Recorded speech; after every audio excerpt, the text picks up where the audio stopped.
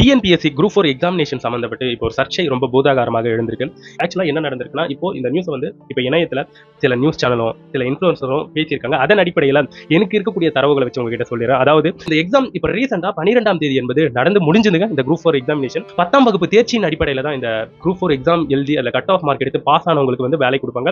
அந்த வேலைகள் என்னன்னு பார்க்கும்போது அதாவது விஓ அசிஸ்டன்ட், டைபிஸ்ட் அப்படின்ட்டு இது போன்ற வேலைகள் இருக்கும். அது வந்து அவங்களுக்கு வேலைகளா கொடுப்பாங்க.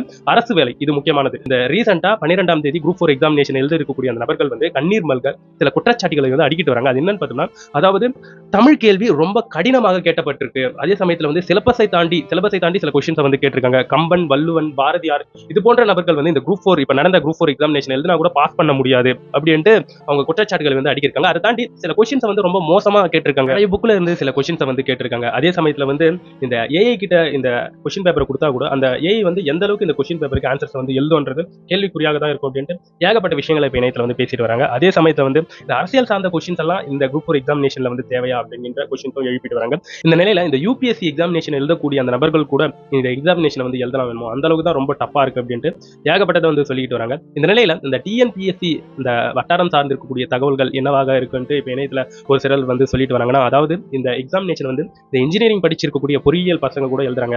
ஸோ அதனால தான் இந்த கொஸ்டின் பேப்பர் வந்து இந்த அளவுக்கு டப்பா ரெடி பண்ணியிருக்கோம் அப்படின்ட்டு டிஎன்பிஎஸ்சி சார்பாக சொன்னதாக ஒரு தகவல் இப்போ இணையத்தில் வந்து சுற்றிட்டு இருக்குங்க. இது வந்து உறுதிப்படுத்தப்பட்ட ஒரு தகவல் கிடையாது.